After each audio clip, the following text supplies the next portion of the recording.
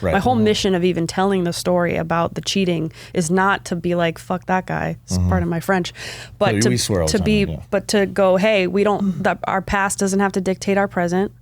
Not all men are like this. This is one man's pain. I'm going to keep my heart open because I deserve love. I know how I showed up in that relationship. I'm very confident with how I showed up. I was so loving. I was so fun to be around. Sure, I probably fell short in some ways, but I didn't look at it because I'd been doing a lot of spiritual work up until that point for like 10 years. I didn't look at it as like, this is my fault that he couldn't do whatever he, like, I looked at it as like, oh, he's in pain. Only a person who's in that much pain does something like that. Well, you've made my segue much simpler. I think your transparency about being cheated on and your whole outlook on like, well, look, it's someone who's cheating is cheating on themselves. Yeah. My marriage ended because I was a cheater.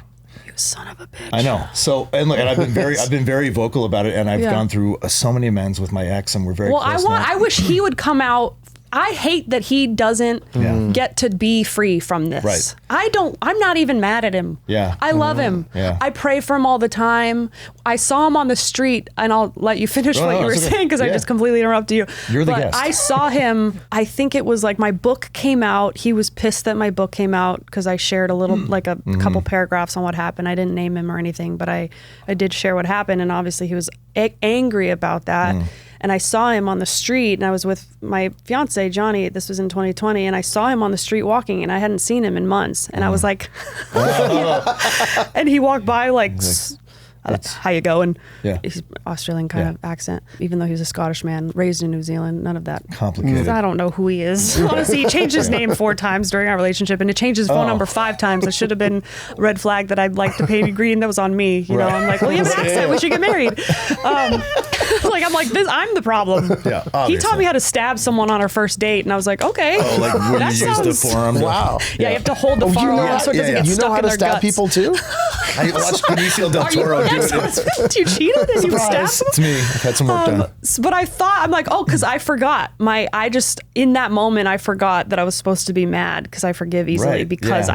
I didn't take it personally as like, oh, I must not be good enough that he cheated. I was right. like, no, I know exactly what happened because I know Did you it feel well. like that from the onset, or did you have to do a lot of work to No, get to I that knew place? it from the I was devastated because, Yeah. well, I was more like, when did he do this? He's with me all the time. Right. And he's such a good actor that he hit it so well. Yeah. Because I had created such a safe place with us in the sense of like, hey, if you ever, like, I just want to be in the boat with you. So if you're ever thinking of like going out and Just you, tell like, me. let's say you think your secretary is cute or whatever, like all I want is you to be able to tell me as if I'm your best friend. Right. And then we can work from there. Like I'm That's- never going to that's what fault I you for have feeling now. something. Yeah, That's the dream. Yeah, and it's great. So and it's not like I it created takes all the power away from it. It's like 1,000%. Yeah. And so I would practice that. I'd be like, and then it would dissolve the charge and then nothing would happen. Yeah. Wow. And Exactly. so I created what I thought was a safe place for him to land with all of who he is.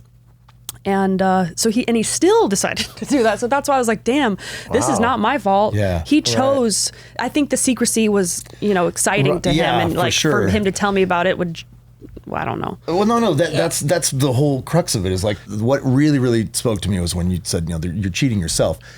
I think a lot of men who haven't done the work are probably like, well, that's not it at all. But it really, no matter what the circumstance is, the problem is that I didn't know how to love somebody else. I didn't know how to be loved. And that's not anybody's fault. So you self-sabotaged. I sabotaged the clandestine sort of activity was appealing to me because it felt like a charge. I'm an alcoholic. Yeah. I'm addicted to You need everything. chaos. I hadn't done any work in any regard on how to understand what I actually needed, Yeah.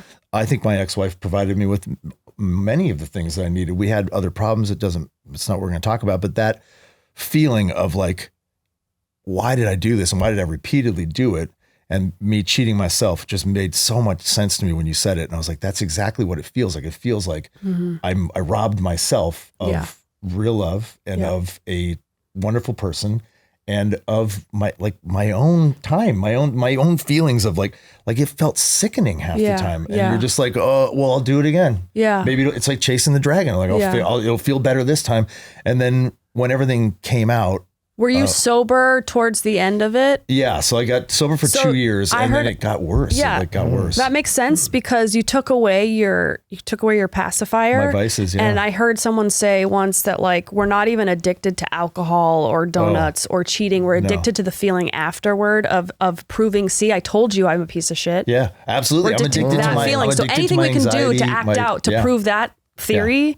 We'll do until we start getting acclimated to peace and love and being comfortable with that energy. But until then, it's like, no, we're addicted to chaos. Yeah, the chaos, the anxiety, I loved the big highs valleys and the highs. Yeah, and like it's fun to be on a roller coaster, but you don't want to live on it forever. Yeah. It's after like the 4th time you start to get nauseous. And you start throwing up all the time. Yeah, it's not good. But yeah, a lot of what happens as a cheater, and I think this is what I would imagine most men who cheat, and we've got some statistics up here that 20% of men, 13% of women admitted to infidelity in their marriage. I think just in general, men are they're the ones that cheat the most frequently. They're the ones anecdotally, yeah. Anecdotally, yeah, for sure. Well, and statistically. And anecdotally. But I think that's a thing that most men, and I don't want to talk about my family, my dad, whatever, but like because the work can never get done or does never get done after that feeling, I'm a piece of shit, it validates yourself.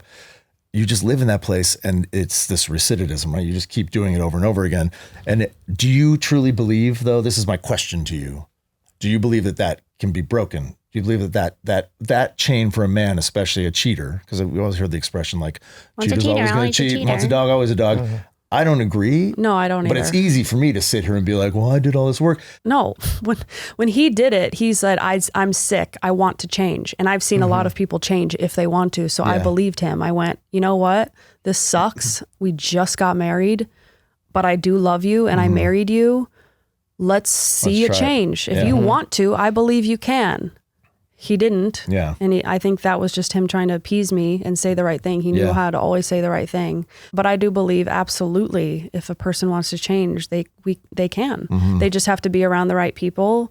They need the right environment, right? Like a flower needs to grow in sunlight. It's not going to grow in a dark room. Like if we want to change, we can do anything. I believe we can do anything. Mm-hmm. That's why I feel bad for him, because I'm like, dude, if you just owned it, you would be free. I want him to be free. The body's not meant to hold lies. No. It's sickening. The truth will set you free. And I'm just like, hey, just own it. Yeah. But he doesn't change the behavior. Yeah. He doesn't want to. So he can't, that peace. I don't know if he'll find that peace until he goes, I don't want to do this anymore. Yeah. Well, it's like hitting rock bottom as an alcoholic or anything. And I thought that would have been his bottom. I was so like excited for him. Yeah. It's still coming. You can be excited. You'll probably hear about it.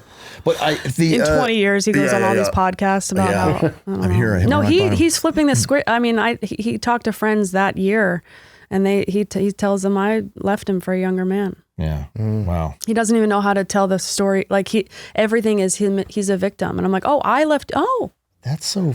And I don't care because I know the truth, so I'm not worried that like, oh my God, it's just like. It made me sad because I'm like, oh, that wasn't his bottom. Okay, that sucks. Right, and we can't lead someone to their bottom. They have to find it. Yeah.